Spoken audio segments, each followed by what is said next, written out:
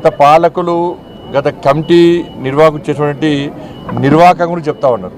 వాళ్ళ స్వామివారి ఆస్తిని జాతీయ సంపదను కొల్లగొట్టే ప్రయత్నం చేశారు.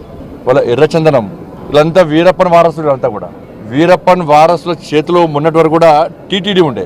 స్వామివారి పవర్ ఏందో తెలుసు, స్వామివారి శక్తి ఏందో తెలుసు. సరే సంవత్సరాలు వాళ్ళు ఆడింది ఆట పాడిందే పాట కావచ్చు. ఇవాళ ఏమైంది పరిస్థితి?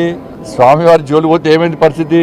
కాబట్టి ఎర్రచందనం పేరుతోని దొంగదందా చేస్తూ వేల కోట్ల రూపాయల స్వామివారి ఆస్తిని జాతీయ సంపదను దోచుకుంటూ వాళ్ళే ఇవాళ రాజకీయాలను శాసించే స్థాయికి వచ్చారు. రాజకీయ నాయకులను వాళ్ళ గుప్పిట్లో పెట్టుకొని ఎన్నికల్లో గెలవాలన్నా, ఎన్నికల్లో ఖర్చు పెట్టాలన్నా, పార్టీలు నడవాలన్నా, చివరకు ప్రభుత్వాన్ని కూడా అప్పులు ఇచ్చే స్థాయికి వచ్చిరంటే ఇంతకన్నా దుర్మార్గం, ఇంత సిగ్గుచేటి కూడా కాదన్న విషయాన్ని మనం గుర్తుంచుకోవాలి. తప్పకుండా దీన్ని వదిలిపెట్టే ప్రసక్తి లేదు. గతంలో విషయంలో చంద్రబాబు నాయుడు గారు మాట్లాడారు, పవన్ కళ్యాణ్ గారు మాట్లాడారు, మా భానుప్రకాష్ గారు, వీళ్ళందరూ కూడా ఈ విషయంలో చాలా సందర్భాల్లో ఫైట్ చేశారు. కానీ వాళ్ళ ఆలోచన ఏంది? కాబట్టి దాన్ని వదిలిపెట్టే ప్రసక్తి లేదు. పూర్తిగా ఈ విషయాన్ని మా కేంద్ర హోంశాఖ మంత్రులు అమిత్ షా గారు తీసుకొస్తాం. తప్పకుండా దీన్ని నివేదికలు తెప్పించుకుంటాం.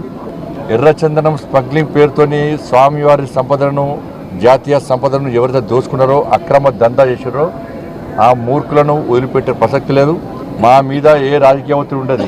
రాజకీయ ఒత్తిడికి భయపడేటువంటి వ్యక్తులం కాదు. మేము ప్రజా సంపదను, శ్రీవారి సంపదను, జాతీయ సంపదను కాపాడే వ్యక్తులం. ఇన్ని రోజులు మీరు ఆడింది ఆటపాడు, ఇక్కడి నుంచి జరిగే ప్రసక్తి లేదు, వాళ్ళని వదిలిపెట్టే ప్రసక్తి లేదు.